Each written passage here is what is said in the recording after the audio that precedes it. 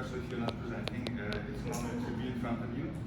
I should say that I presented this several times, and it's also based on my dissertation, so my focus here is entertainment at 8:30. So I hope I will do that for you, okay? I'm setting my alarm, of course, not to take too much time. So I think it's going to last 13 minutes. So, images of alterity and the pluralist worldview.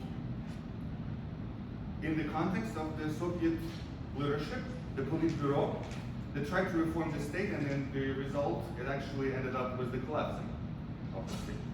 So the question is, why did it happen? First of all, we are here in the panel about science fiction, and we need to understand that living in the Soviet Union and probably contemporary Russia is already science fiction. Why so? For instance, this is the palace of the Soviets. It was featured in many films like Moscow 1934, but it was never built. It was featured in propaganda as something accomplished, but it never appeared in reality. On the top of it, that's the monument to Stalin, and by the way, the entire rendering is a copy from GMC headquarters. Okay? The next one is Marxism-Leninism. It's a science, right? And the whole idea was that that's the only political science that was accessible in the USSR. But the problem is that Leninism, for sure, is not science. Yeah, it's just political ideology, but it's presented as just knowledge. And the other one is Abraham Terz. If you know this book, it's about socialist realism, one of the first books published outside of the Soviet Union, where it was not praised but criticized for faking reality. Because in the description of socialist realism, the idea is that you present reality in its development. So if there's any criticism against the state, you have to shape it into the future better state. Okay? So the chief features of Soviet ideological language, this mythological language, was that scientific language escalated its revolutionary rhetoric that relied on distinction between the West and the USSR, America in the first place. There was bourgeois science and Soviet science. The ideological difference were in human and natural sciences, and some of the distinctions to be aware of is that, for instance, in social sciences, people were believed to cooperate as animals, not compete like in the West. So there were a lot of projects to put species that did not belong to a special area, so they would be friends with other species. Of course, it led to ecological catastrophes. Another Soviet ideology / science is that class conflict structures society, and everything is a class war. That Marxism-Leninism was a theoretical approach to life. It's not ideology, but knowledge. Also that human is universal, and cultures are universal. So, means that there is this beautiful Soviet culture, it's universal, just adapt it, and don't worry about distinctions. And the last thing is that there is laws of history. You still can hear it from some pro-communist speakers even in the US who say that there are laws of history, that's why we can deduct what's going to happen. Okay? My argument is that the discourse of futurology is the one that embedded the transition from the stage of this internationalist, universal, socialist identities towards undefined space for anything unprecedented and local. It's an opening for something new. This discourse was the language of innovation. This shift was institutionalized as a possibility for a political shift of the USSR by the Politburo, 12 people, right? As early as 1974. That's the discovery of my research, that perestroika started not in 1986, but in 1974, when the top officials already decided that Marxism-Leninism doesn't work. That class theory is actually a racist theory. That's the distinction. And Shakhnazarov actually comes to the idea that any social categorization is classicism. And Shakhnazarov will be the head of, one of the Politburo members and the head of the Soviet Association of Political Sciences since 1974, will be the key person in my research. And I want to point one thing, that during the Soviet Union, this institution was called the Association of Political Sciences. And it was in distinct contradiction to political ideology that only Marxism-Leninism is a science. But today, this association, since 1999, is called Russian Association of Political Science. So, Under Politburo, it was about different sciences. Today, it's about one science. So they came back to Stalinist approach to political science. So what is alterity? One of the key terms in my research. So alterity is something that appears in every science fiction. That's the other, right? I want to show you the difference. So this is the American science fiction, right? It's about machine revolts. The other is the machine. It's about two cultures, right? Cultures against each other. Or it's about humans being pre-programmed by the media. So the media is the other, the intellectual networks are the other that control us. Let's look at the Soviet and Russian science fiction. It's a bit different. We would see the same topics, but they would be more real. And I show you all of these films are actually about antagonism with the US. For instance, this is the Незнайка на Луне, so a dummy on the moon, one of the translations.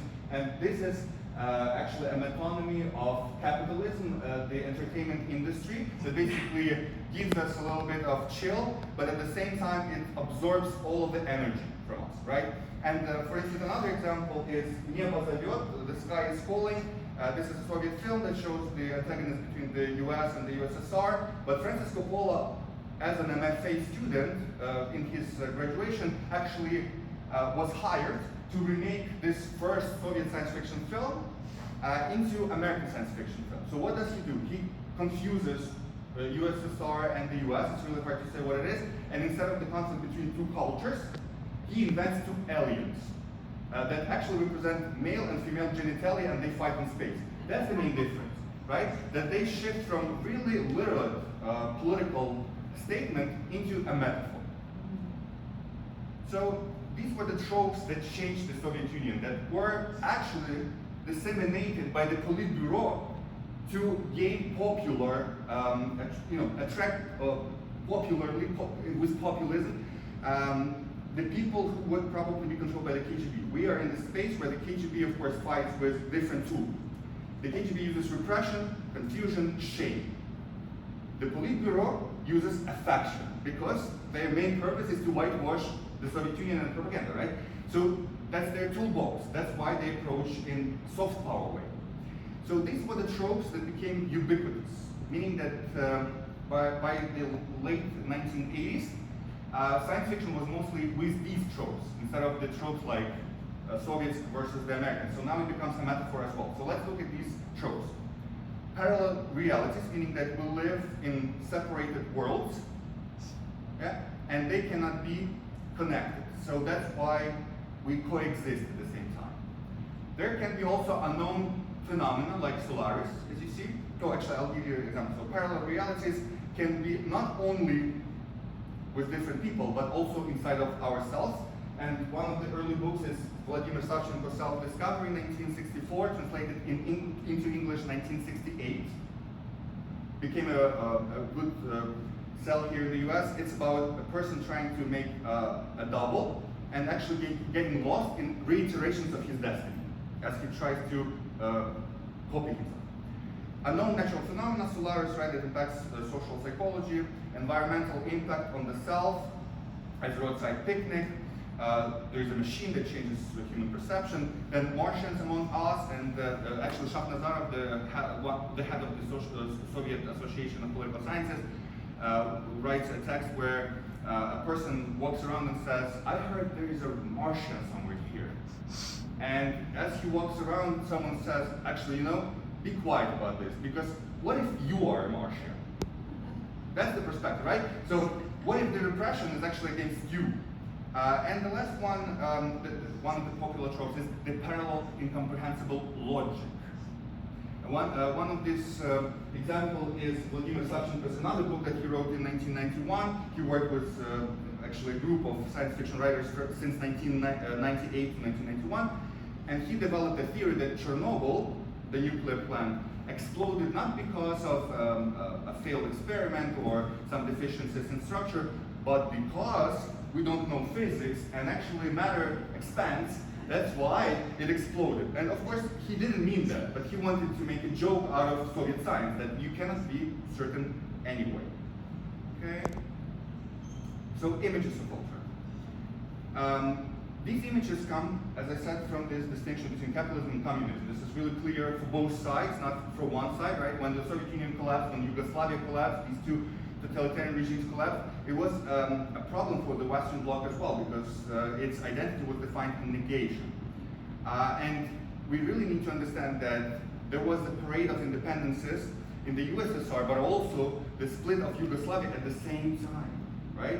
So a certain generation was impacted, was challenged with the question, can you innovate with your imagination? How would you think about newness, right? So they needed futurology. Politburo was itself a problem.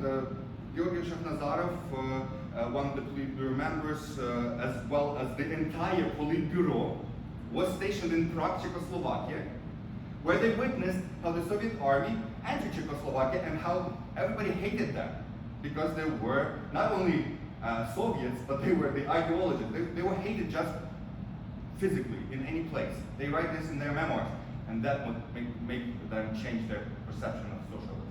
The consequences. So this is one of the most important books. You can find it in a lot of libraries and the bookstores. You can buy it at New York's bookstore Strand for $10. But this is the book that was produced by the Politburo. As you see, it's a critical study of non-Marxist concepts written by Shakhnazarov in 1979 and distributed in the US as a anti-fascist statement that, look, we also can share the same ideology. It's right there. Just read it and you'll see it. Marxism, Leninism, and American approach to political science are compatible. That's what they wanted to say. But it seems that they fooled themselves. They tried to persuade others, but they persuaded themselves as well. So they were really good propagandists. So pluralism. How did they come to the idea of pluralism? Why so? Well, first of all, they read science fiction, especially Stanislav Lem, but also George Orwell and Ray Bradbury. These are the books that they mention almost in any writing that they do. And it's not only Shakhnazarov, but also Arab Ogli, another person from Politburo. Only 12 people, right? 2 people already work in science fiction, write theory, give speeches. Shakhnazarov even appears on TV in a science fiction program to promote. The main book that impacts them is still not translated into Russian, it's not translated into English, and it's written in Polish, and they could read it because they write Czech. It's called Science Fiction or Fantasy and Futurology. It's a beautiful book. The first book was about actually the problem that all science fiction is about just Soviets versus the Americans. It's very boring and it doesn't develop the genre. So Stanislav Lem digs really into all science fiction he can read. He says that he read like 10,000 books, and in 2 years he writes this book where he answers his questions from the first book. And he answers in the following way. There's one science fiction short story 100 years ago, and it has exactly what I need. It has multiverse. A lot of universes that you can cross. He says, I'm going to make this idea into mainstream idea. That's what he does. So that's the book that starts pluralism in the Soviet Union and explains how to write science fiction that promotes pluralism as such. He comes with the idea of multiverse as not universe. Not universal, but multiverse. Okay, pluralist worldview. Just a quick overview. What is pluralism, right? Pluralism in politics. As I said, KGB required shame, repression, and confusion, or cognitive dissonance, as Mitrokhin writes in his study. So to summarize, it's about holding control over media with violence. It's not about repressing everybody, just the media. And soft power, right? It's confusion for the rivals and false discourses of democracy and socialist countries. That's the KGB, right? But also the propagandists. But the change in the Politburo happens in the following way. They say, ideological unity is impossible. Socialist identity is impossible, because it's very diverse. There's Yugoslavian socialism, right? There's Chinese communism. We are really diverse. That's what they want to say. Planned economy. That's why they say we need to really get rid of planned economy. It's not going to work. We need to get back to capitalism. Because planned economy was actually racism in disguise. That's what he says. He compares it to Indian clan system. So the only thing that remains is pluralism. But the problem is that Gorbachev doesn't like this word, the head of the Soviet state. And so he doesn't want pluralism to appear. And so the only thing that they can do in 1990, they can introduce socialist pluralism, and it creates a lot of confusion among the party. Like, how can be pluralism in the party if we share the same ideology? And once they persuade Gorbachev to say not socialist pluralism, but just political pluralism, it's like 2 weeks before the Soviet Union collapses completely. So that's the word that buries the Soviet Union. Okay, and I'll just take 1 more minute just to finish here. So the Politburo and the Pluralist Worldview. So these are the key people who introduced this discourse of futurology, discourse of change. Andrei Sakharov in 1968, the Notes on Progress, where he says, as a creator of the nuclear bomb, that we need to completely de-escalate, we need to destroy these weapons, and we need to talk about pluralism. He uses pluralism for the first time in political discourse, but he was already integrated in the Soviet state, and as you know, maybe he was jailed under Brezhnev, and the first person who was released under Gorbachev was Sakharov. They just called him in Nizhny Novgorod, a close city, Gorky, and let him go. He was banned. He was crossed out for speaking about pluralism in 1968. Another person, of course, is Georgy Shakhnazarov, who is the father of Russian pro-fascist director Karen Shakhnazarov. That's his father. Then Mikhail Gorbachev, right, the reformer. Stanislav Lem, a science fiction writer who introduces actually the discourse itself. Arkady Stugatsky. I don't have time to speak about this, but hopefully, if you're interested, you can find my dissertation online. It's in open access. They speak about new feminist wave of basically women being able to reproduce themselves and burying patriarchy, and patriarchy is seen as part of hierarchy in society, so destroying it would release tension. And Ariana Gromova is the person actually who discovered Solaris. She translated it and she made it into a mainstream. She taught Arkady Stugatsky to use this idea of something incomprehensible and impacts people from Stanislav Lem. It's a recorded fact. It's 1964 when she says, look, this is how we need to create science fiction. So she pointed to Stanislav Lem before even he wrote his important book in politics. I should clarify, it's 6 years. 6 years before he wrote his main book on politics. So the chief changes in the discourse of Politburo. Humans are different. No longer universal human. There are no laws of history. We cannot predict anything. No place and race.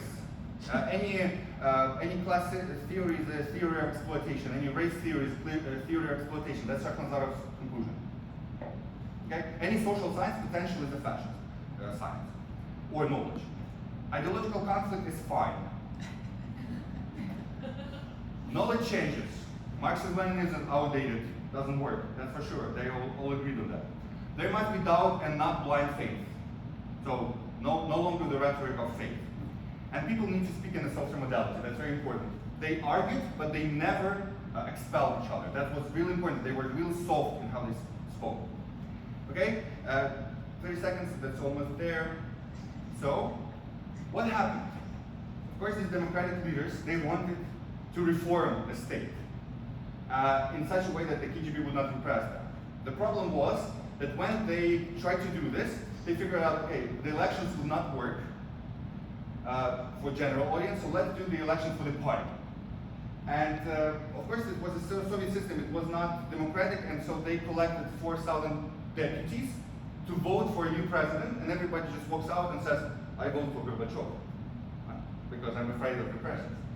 And as they saw this, as the Politburo saw that they cannot re-elect someone else or initiate a democratic process, what they did, they orchestrated a multi-party split. So they were just sitting at the table at the end of this gathering, and they're like, we actually figured out that we have very different views on ideology. So there are 12 of us, there are 12 parties now.